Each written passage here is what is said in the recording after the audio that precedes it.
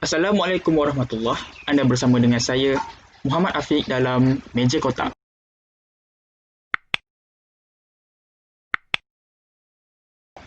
Siapa sangka perubahan arus globalisasi dan pemodenan telah mengubah cita rasa dan selera umat manusia, turut tidak terkecuali rakyat Malaysia.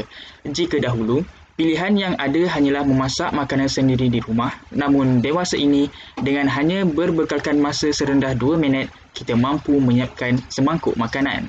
KFC, McD, Burger King, Ramly Burger, Maggi. Siapa tidak kenal? Hal ini menunjukkan industri makanan segera amat pesat berkembang dan banyak franchise makanan segera lain muncul ibarat cendawan tumbuh selepas hujan. Murah pun murah, mudah didapati pun ya, jimat masa pun ya. Maka benarlah seperti apa yang tercatat dalam buku Fast Food Operation and Their Management karangan Stephen Ball.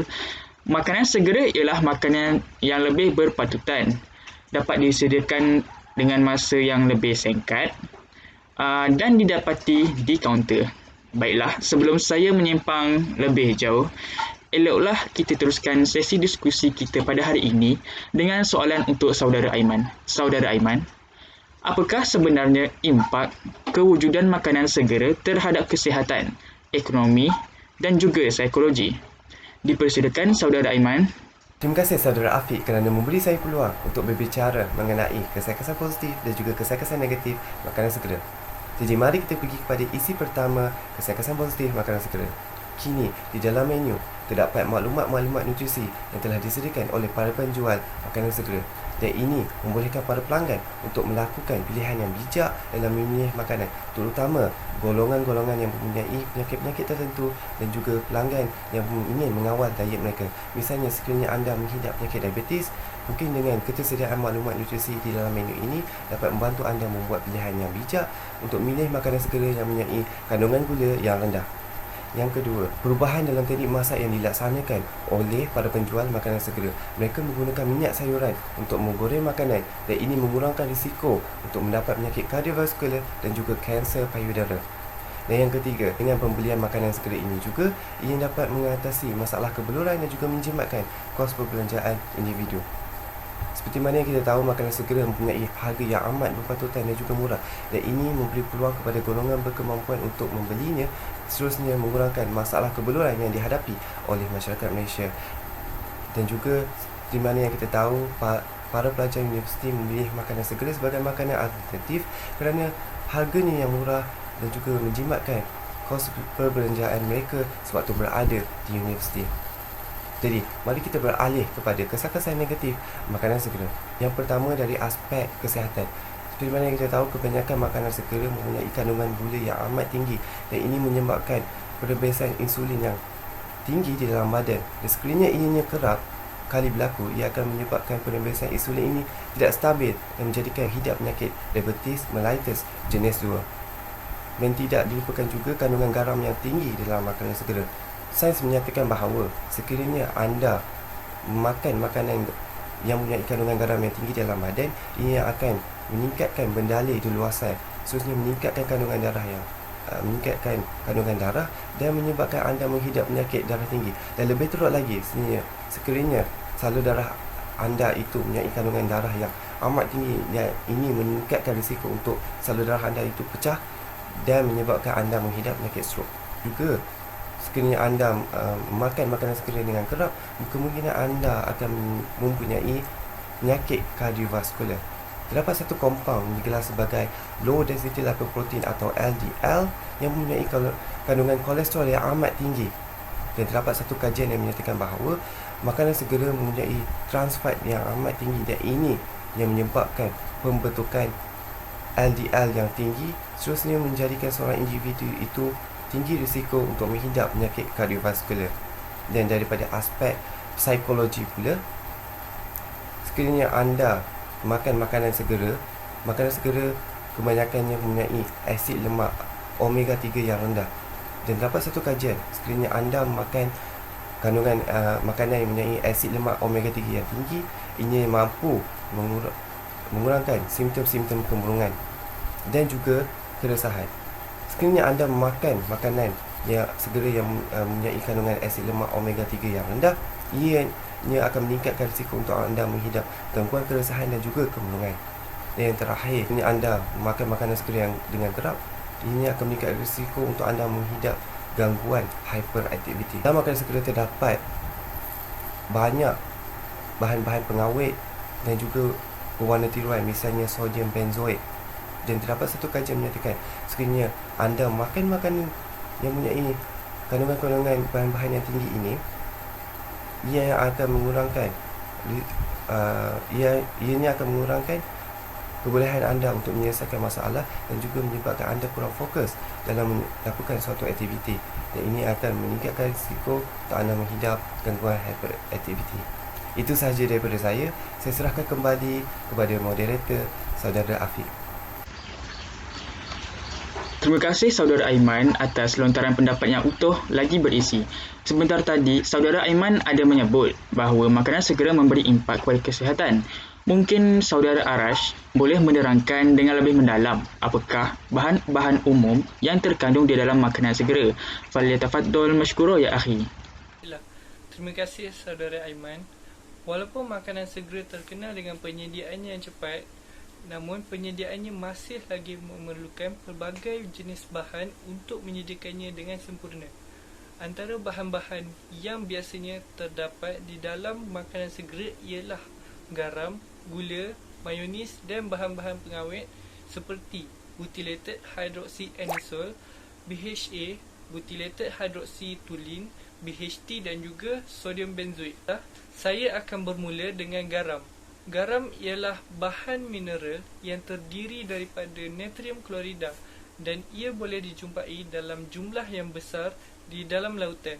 Garam mempunyai rasa yang masin dan mempunyai banyak kegunaan, dan antaranya ialah penghasilan ikan masin.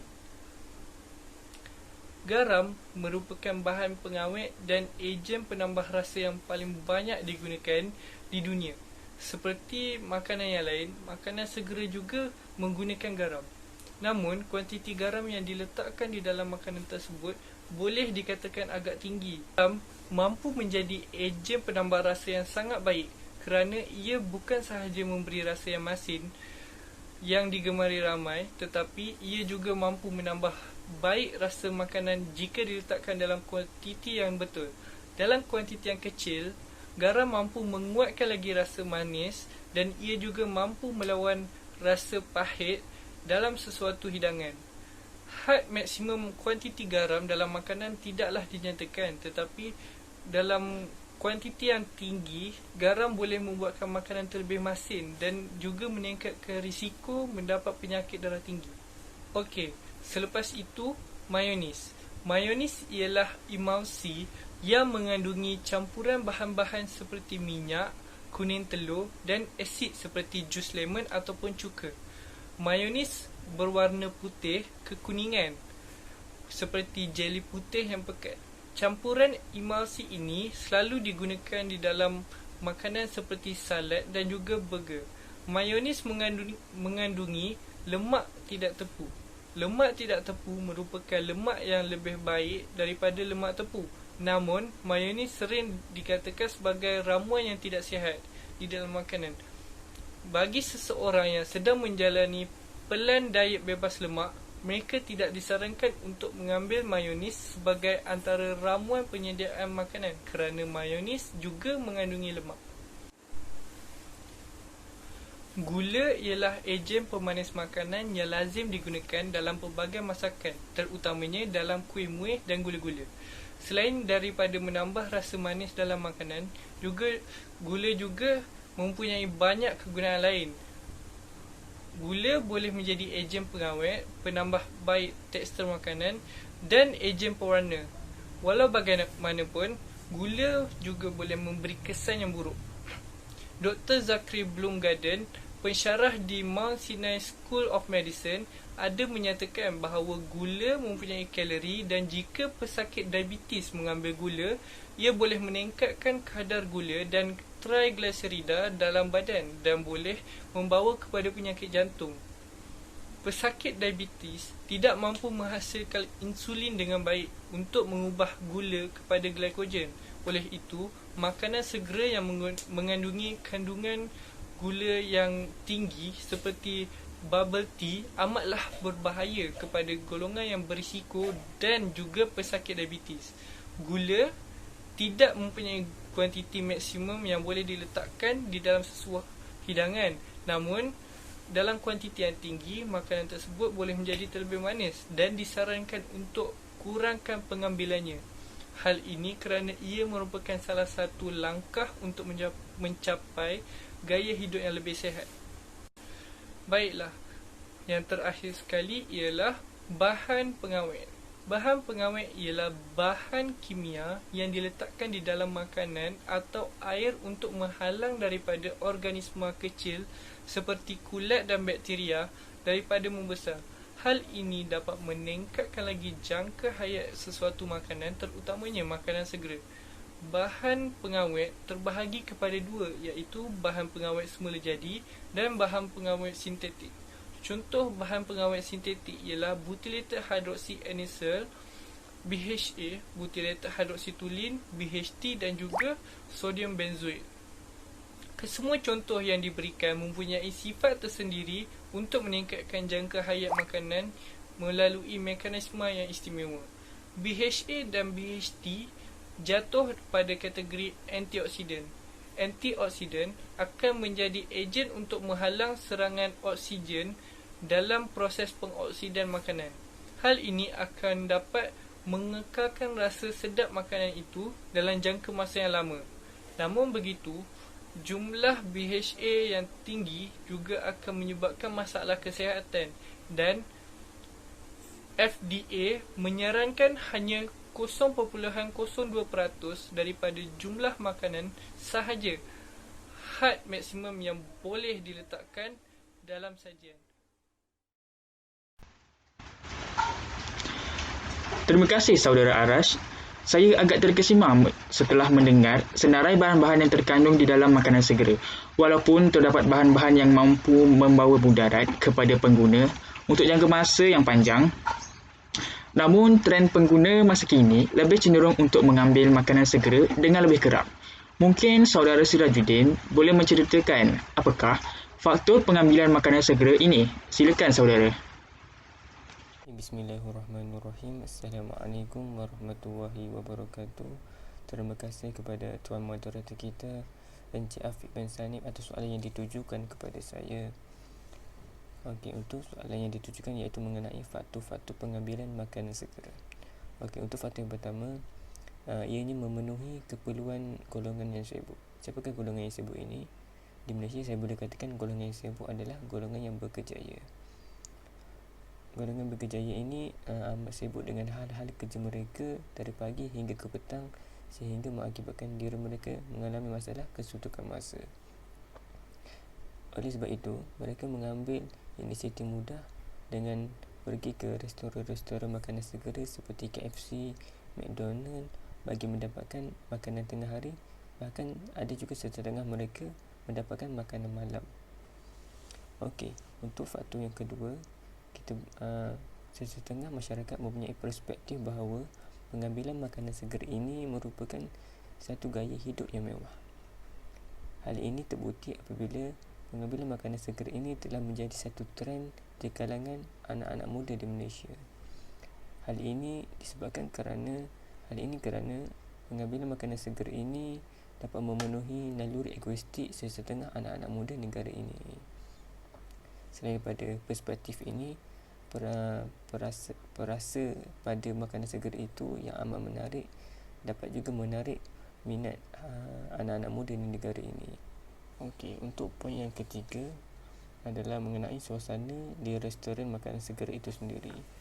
Kebanyakan restoran makanan segera menyediakan suasana yang amat selesa dan juga kemudahan yang lengkap seperti aircon, wifi dan sebagainya.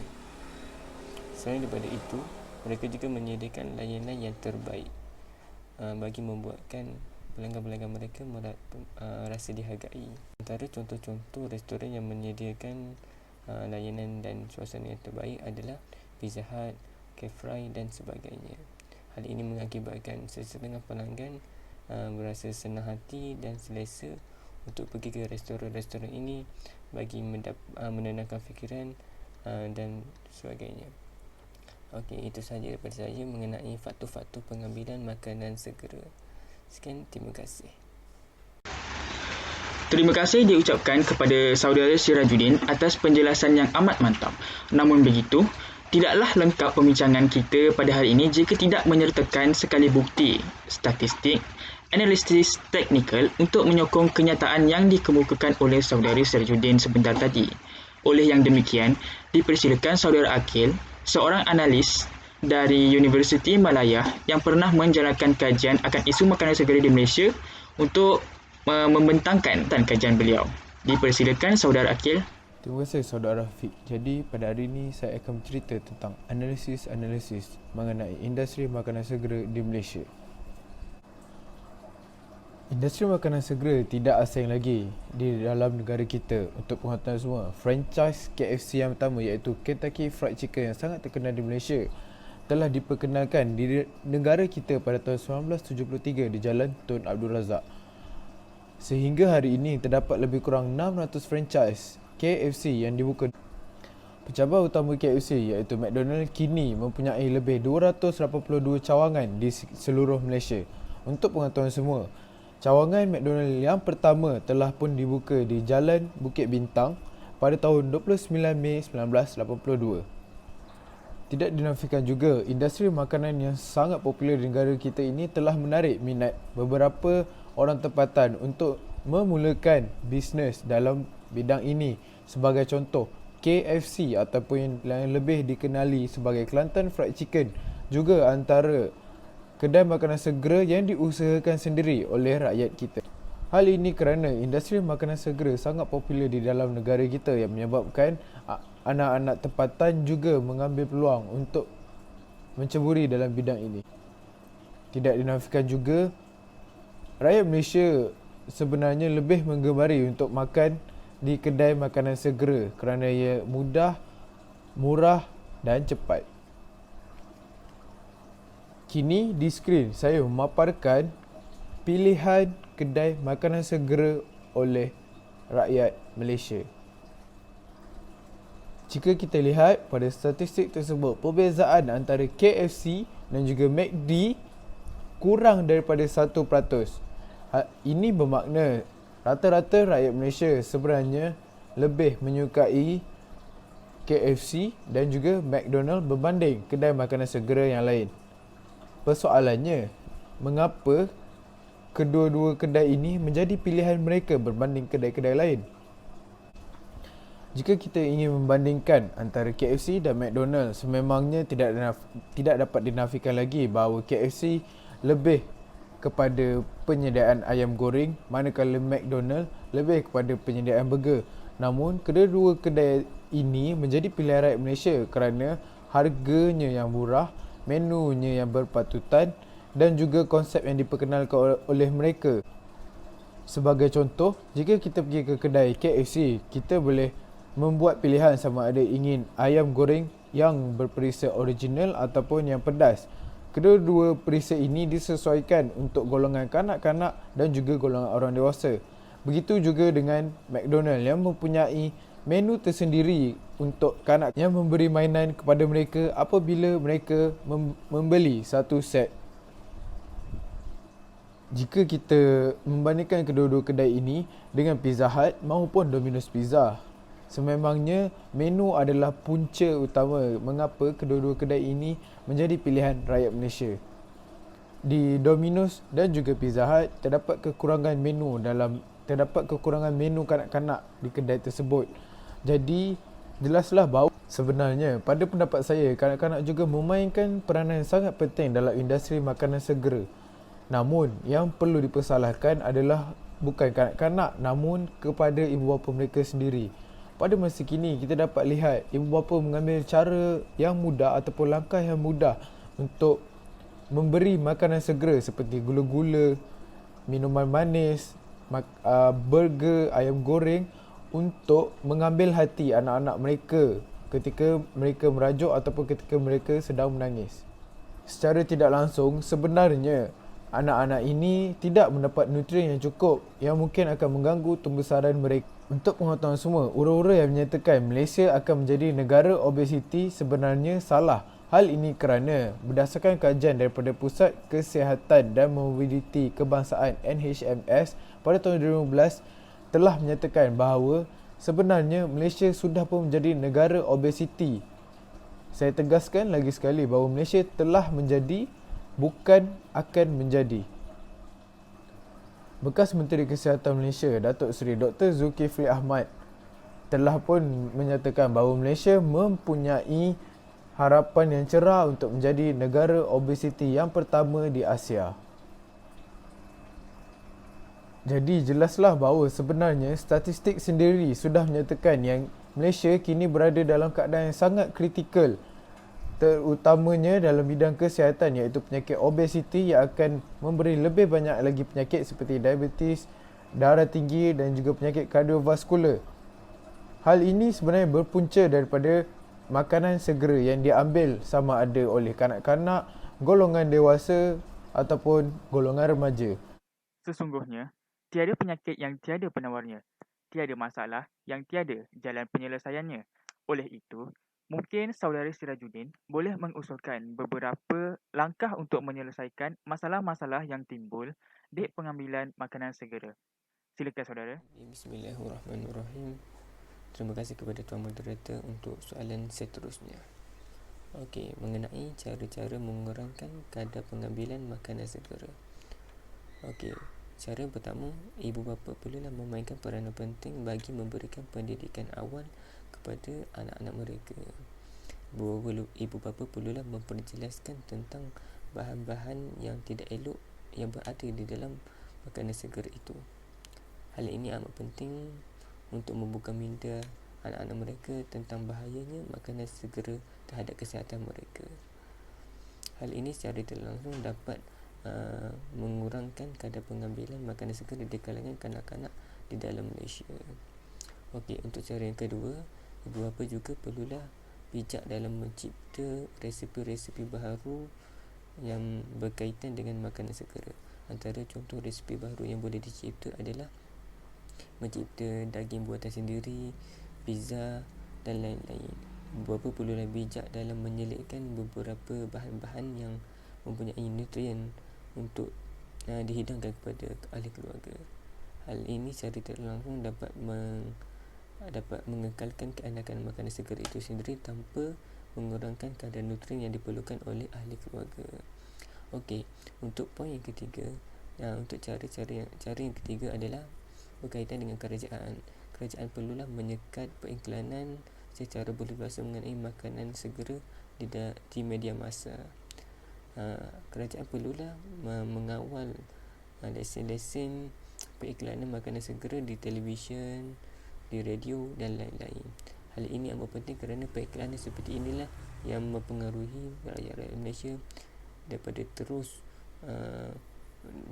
untuk terus mengambil makanan segera sebagai hidangan seharian mereka. Okey, itu sahaja daripada saya. Harap menjawab soalan Tuan Moderator. Sekian, terima kasih. Dengan berakhirnya penjelasan daripada saudara Sirajuddin, maka telah sampailah kita di penghujung rancangan. Apa yang saya boleh simpulkan dalam diskusi kita pada hari ini ialah makanan segera mampu memberikan impak positif dan juga negatif dalam pelbagai sudut. Diharapkan kita sebagai pengguna yang bijak dapat memaksimumkan impak positif dan meminimumkan impak negatif pengambilan makanan segera ini. Sekian, jumpa lagi minggu hadapan pada hari dan waktu yang sama. Assalamualaikum.